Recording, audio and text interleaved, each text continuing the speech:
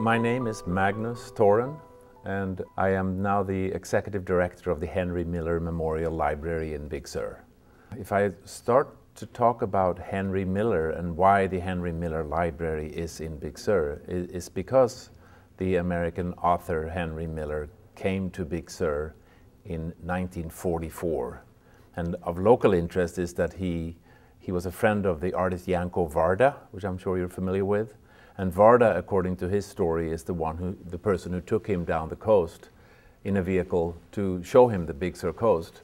And according to Henry, essentially what happened with him then was that he found that the landscape, of course, like so many others do, completely mind-boggling and awesome and inspiring.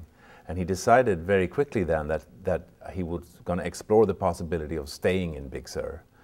And very early on, I mean, I'm not sure if it was the same day or not, but he got acquainted with Linda Sargent, who at that time lived in a cabin that actually today is still essentially there.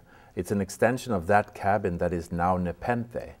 So there Henry Miller stayed with Linda for about 3 months. And folklore has it that they could hear the typewriters clacking away from the cabin as you walked by on the highway. This is 1944, mind you, and at that time, of course, nobody, I mean, very, very few people were on that highway as, you know, as compared to now. And Henry said that he found the place where he was meant to do his work. And in his book that he writes about the Big Sur experience, it's called Big Sur and the Oranges of Hieronymus Bosch. In that book, he describes, or he says many beautiful things about the coast, but the one thing that he says is, "It was here that I learned to say amen," he says, "and it was here that I was meant to do my work." He also says that it was paradise on earth, and it's in America, and he also called it his Easter Island. And I think that's apropos, because it was really a very, very isolated place at the time. And a few years later, he stayed at Partington Ridge for a short while. He stayed at Anderson Canyon, south of Partington Ridge, a little bit north of Esalen now, actually at a place there on the ocean side of the road where they had built little cabins for the laborers that worked on constructing the highway back in 37, 38. And those places were available then for very, very little money to rent. And so in 44, 45, up until 47, he stayed at the labor camp down on Anderson Creek. And then after that, he found his house on Partington Ridge in Big Sur, which became the house that subsequently has been known and is still known as the Miller House.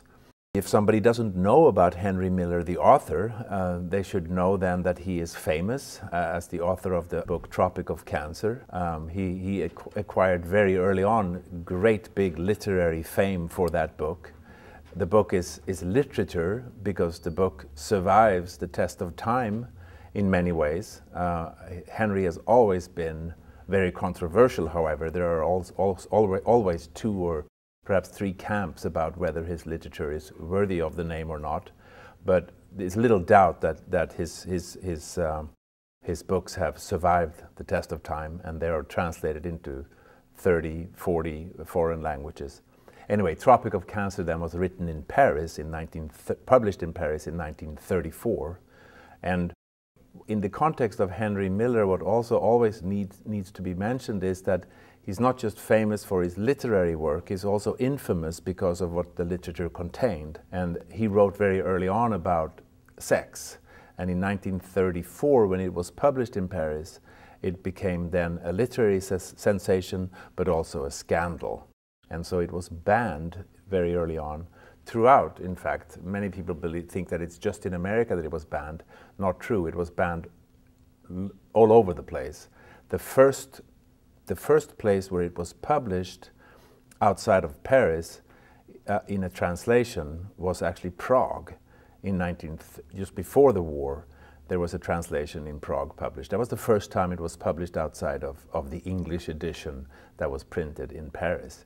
Then Henry came back from Europe in late '39 when the war started, spent some time in Greece, and then came back to the United States and traveled with an artist, friend of his, throughout the US in '42, '43. Lived in Beverly Glen in Los Angeles for a while, and found Big Sur in '44.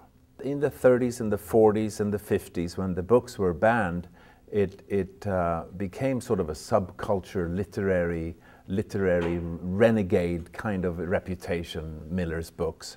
But Miller's books were also the way that Henry wrote those books, especially the Tropic of Cancer and the Tropic of Capricorn and the essays in the Black Spring, were in some ways a little bit of a new way of writing. There were other people who had written in a similar fashion, but not quite like Henry. This sort of very subjective, as Henry himself said, from the solar plexus. When he wrote those books, he wrote to his friend in New York and said, now that I write what I really feel like writing, I am sure no one is going to want to read it. One of the things that's interesting about Miller is that when you read the early novels that he tries to get published in the 20s and the early 30s, they fail. And when you read them now, there are some of those that have been published posthumously, you can almost see how Henry is thinking about being a writer rather than simply being a writer, which he then becomes when he gets the permission from Anaïs Nin, the famous woman that he meets in Paris. He gives himself permission then to just write from his own solar plexus, from his own experience and what he knows. And when he does, it works out. Many people have found that voice and found those books to be extraordinarily inspiring and liberating. And I experience it on a daily basis from people who come from far away to pay homage to Henry. Artists who are coming to play music at the library or to do a book signing or a reading or something. Many of them feel a sense of indebtedness to Henry for having given them the inspiration, particularly perhaps when they were between like 17 and 22 years old, when reading Henry was a revelation for them.